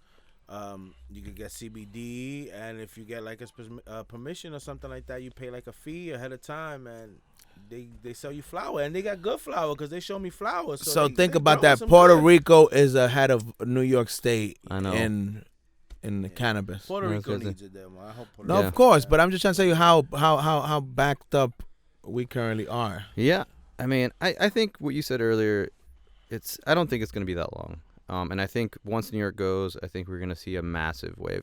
Though I've also been surprised at what markets have been legalizing. I mean, Oklahoma blew my mind. Oklahoma. And not only states, but like countries. Thailand is Yes, exploring. Thailand. We just heard of Thailand. I mean, Yes, you could we get just killed heard. for that. Yes. Just a few years ago, like you literally could get, Once they Yes, showed yes. them those lot of dollar different signs, countries. they were like, Yeah. "We had a change of heart, Yeah. Roger." Trinidad just decriminalized having, so you can have like 30 grams of flour. This is a country, let me tell you, this is not Jamaica. So Jamaica's nobody cares about smoking. They're not that Even though it's liberal. illegal. They're not that liberal. This is like DR. They're very, the church is very conservative, and they got money in Trinidad. So it's not like it's a very yes, there's poor places, but they about their business. And they just decriminalized it. Yeah. So, so all these different That's another places- thing that us talking to people that people don't realize, because like you said, they have their little local tribal mentality and they don't really know what's going on outside the box. This is a global revolution. This isn't just the Absolutely. U.S. This is happening all over the world. All Everybody over we the speak world. to Yeah. from all over the world says Because it all comes there's a down movement to going on what in every country. What Roger said earlier, it comes down to this: we all just want to fucking smoke. yeah. I mean, That's it. and people are gonna get it one way or another, Yeah. right? That's it. And the global play is, I think I was telling you, I brought my guys from Florida Americas down here last time I was around. I mean, we're doing cultivation in Uruguay. Nice. Because I mean, where do you think most of your produce that you buy is grown? It's not grown in Canada. No. That's for sure. And so if I can go produce a product somewhere in the world where cost of labor, cost of production is much lower, and I can get it done in a free trade zone, so I can get it to the EU. That's what I'm going to do. Then you know what I like you mentioned earlier, and I like the way you mentioned that people only see philanthropy in this nonprofit way, like you said. Yeah. But you opening up this company in Uruguay, giving them tax dollars, even though you're paying cheaper in labor, you are creating more jobs. You're bringing money from outside of their economy into their economy. That is a form of philanthropy. I think so as well, and it's a conscious capitalism, right? It's like I'm not in it for philanthropy. Like I'm not in it to not make money, right? We're obviously we're shouldn't business you? people, Yeah, right? We're yeah. business Of course, people. yeah. The company was started by a good friend of mine, Roy If you McFarland. could do, as they say, impact, business where you're at the same time while you're making money, you're also making a difference in communities and society. Why not? Absolutely. I mean, and that's exactly what's happening all over the world, right? Because you have these farmers in South America, right? Let's be real. We all know what a lot of these guys were growing for many Exactly. So years. It'd be very right? easy for them to get into it. Yeah, it's it's no difference, except now it's like, okay, well, let's talk about what we need to do for higher concentration growth. Right? Let's introduce you to greenhouse growing. Let's introduce you to hoop house growing. Let's let's bring some genetics in that we know work really well. Let's see what the markets want in Europe. Let's see what they want in North America. CBD, the whole world wants CBD. Why can't we produce it down there? Right? Produce it down there, import. Nothing saying you can't import CBD. There's a whole market there. Why produce it, as much as I don't want to take any business away from hemp farmers here. It's like there's so much demand for the product.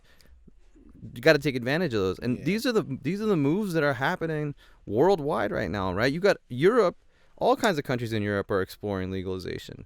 I got a buddy in Switzerland who's telling me that what's really one thing that's interesting about the Swiss market, you can grow hemp in Switzerland, but you can actually grow it up to 1% THC.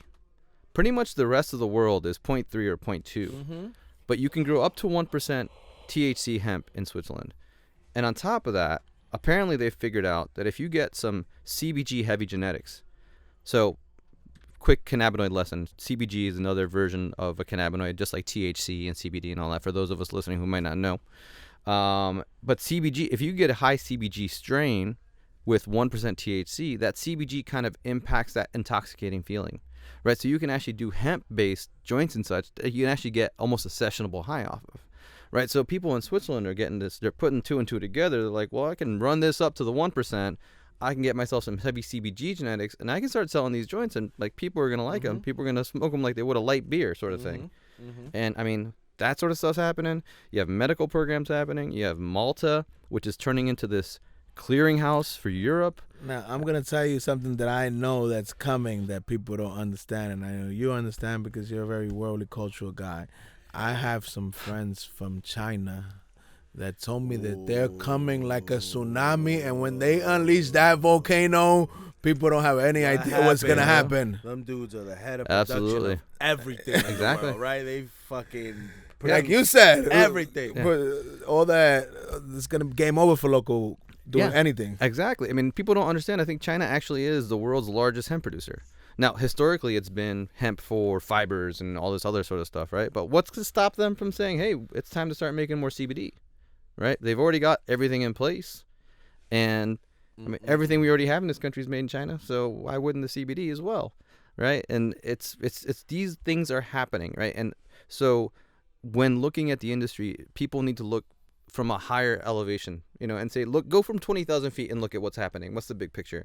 And after you see all these different plays and these different things, is opening a dispensary really what you want to do? Exactly. Right? Or like, do you want to maybe take advantage of all this other exciting stuff that's happening in the Exactly. industry and be part of something that's kind of more innovative? Not to say that running a dispensary is not fun. I mean, it's a great lifestyle business. But if it's you- if just you love that it. I just like the way you're Give putting an it. You're option. just telling Give them an that's not option. the end all be all in this industry. Yeah. And you can't think like it's if I can't do that, then I can't do anything. Right. When that's just like that's a grain of salt in a big ocean. Right. It's just, it's all because in your world here, that's what you see, right? Yeah. You see the delivery services, you see That's what you dispensaries. see in New York. New York is what you see. You see the spot, the delivery service, maybe the shop, all these things. You Yep. know, like you don't really see anything else. You don't see somebody.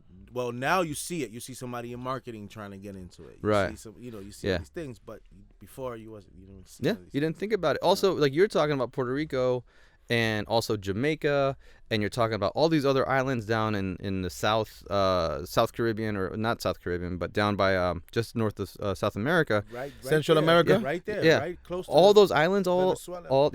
right there by Venezuela. All those islands are establishing a cannabis tourism business right now. I think that's exactly where it's heading to. Yeah, so much of the business there because they're trying to figure out ways like how can Puerto Rico compete with DR, right? It's like And that's how they're doing it right now, because they starting some sort of cannabis tourism. yeah, And that's gonna be real easy for them to do, Puerto Rico, because it's a state. So Yeah. it's like, And most of their economy is based on tourism. and Yeah. In all those places that we mentioned. and that's gonna bring in an enormous amount of money, like Right. an enormous, not a little bit, an enormous, and they need it. They still, they've been recovering for 2 years still. So yep.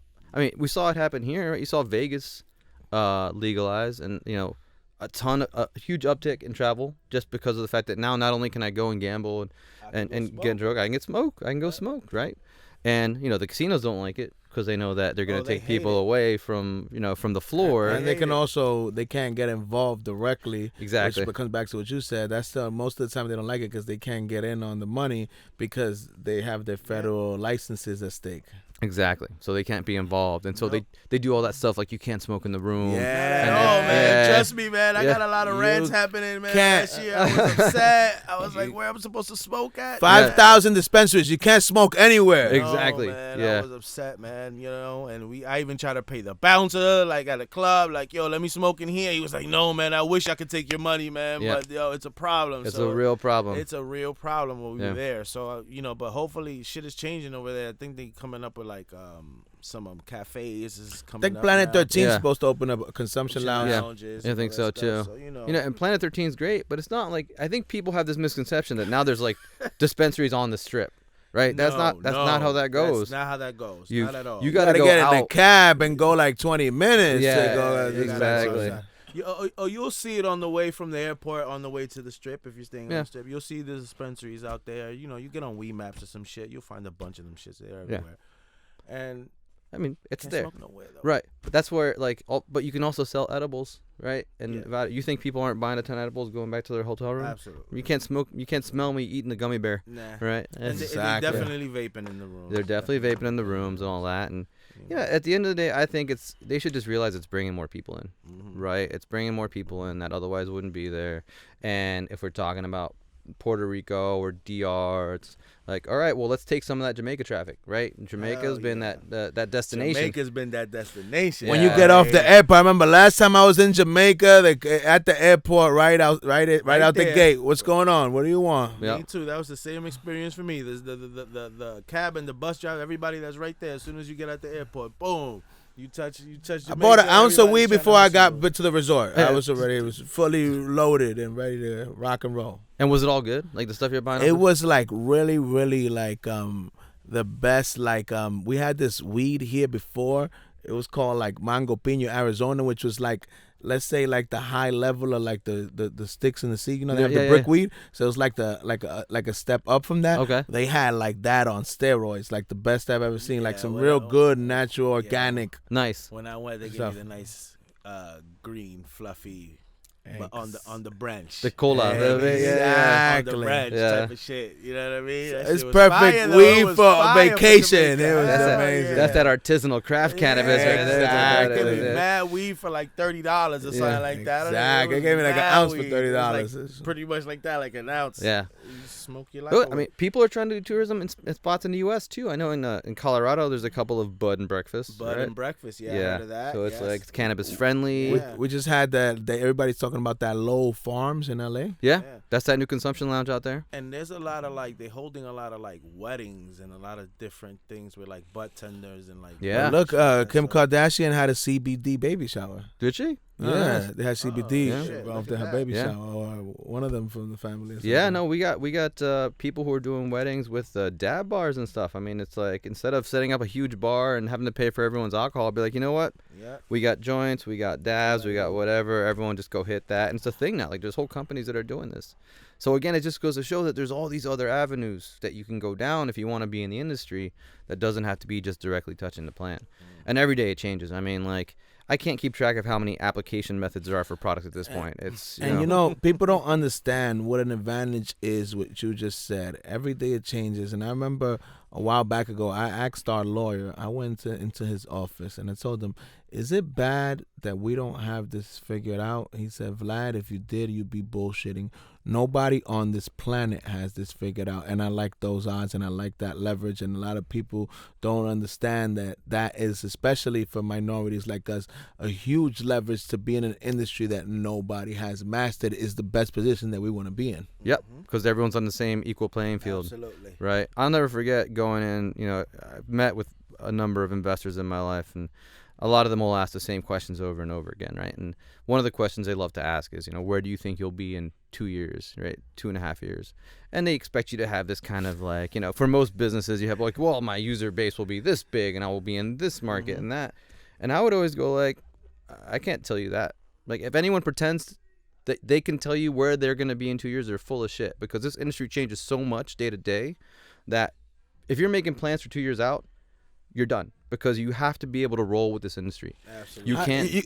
How are you gonna make it through the 2 years first? Exactly. I mean, industries change, regulations change. California just announced they're gonna increase taxes on January 1st. That's crazy. It's already a market that is driving people to the illicit market because the taxes are too high in the first place, and they're gonna increase taxation on the product. So everyone's prices are gonna go up. That is right? crazy. It's infuriating what That's California has done. Crazy. Yeah, I don't know. And look, that's a perfect example. They've had, 14, 16 years now. I mean, they first legalized medicinally. 2006, No, right? 96. 96.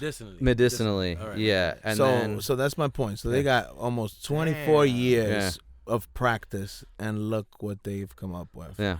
And meanwhile, everybody else thinks that they're supposed to snap their fingers and just make this all, Yeah. make it all Yeah, seamless this is gonna take overnight. a while. Yeah, it takes a while, and things, it's, 2 steps forward, 1 step back a lot of the time. And again, it goes back to what we were saying earlier about the shakeout. The people who are going to make a difference in this industry are the people who really care about this industry, who really want to be in this industry. I hope to never work in another industry ever again. Like, I hope that I retire working in the cannabis industry. Man. Yeah, it's just, I love it. You and us both, Roger. Yeah. That's refreshing. We're to hear. all in. This is our career. I always tell That's it. people, if you're getting in this is your hobby, your side gig, I don't see a bright future for you.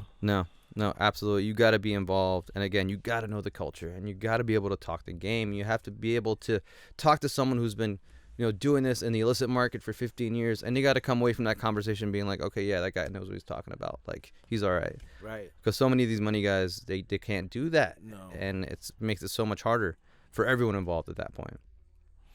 Roger, it's time for the $1 million question. The We ask $1 million every guest that's question. ever been on the boulevard with us, if you had to describe Happy Monkey, the brand, the movement, the space, everything you know about it in one word, what would that one word be, Roger? I mean, I love what you guys are doing here. I think the word is innovation. Innovation. What you guys are doing is going to be the next standard, I think, here. I love what you guys are doing here. Yeah. Coming from you, my Yeah. friend. Coming from you, my brother. Innovation.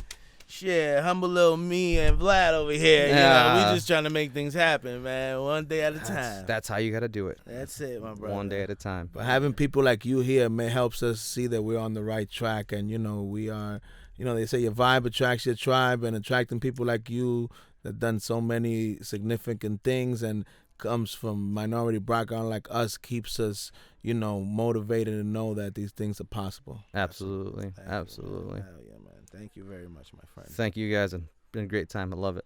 Oh, man. So definitely thank you for coming out. Let's give this man one round of applause as he steps off the mic. My man. One last parting thought, guys. Again, show some love for the book. It's called The Highest Common Denominator. It's on Amazon. Just really trying to, as we were talking about, inspire, get some people some ideas, let them know what the real talk is in the industry, and, let's get some more people who look like us in the higher echelons of this industry. Let's get us in place now. Diversity creates more diversity. Let's get people in place now that are going to help move that forward in the future. Yes, ladies and gentlemen. You heard it here on the boulevard where you see all the stars.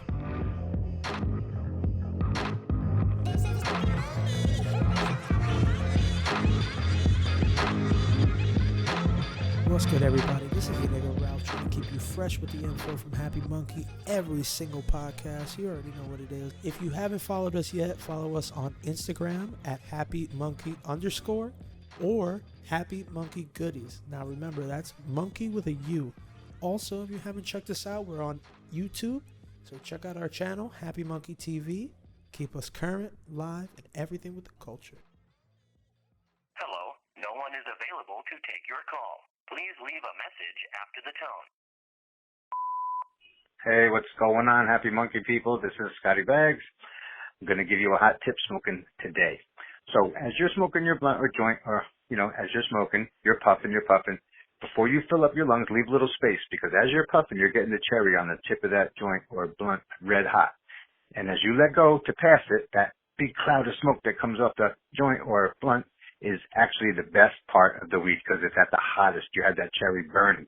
So leave a little space, turn that joint around, and capture that cloud of smoke that comes off that tip before you pass it. That's the best hot tip of the day.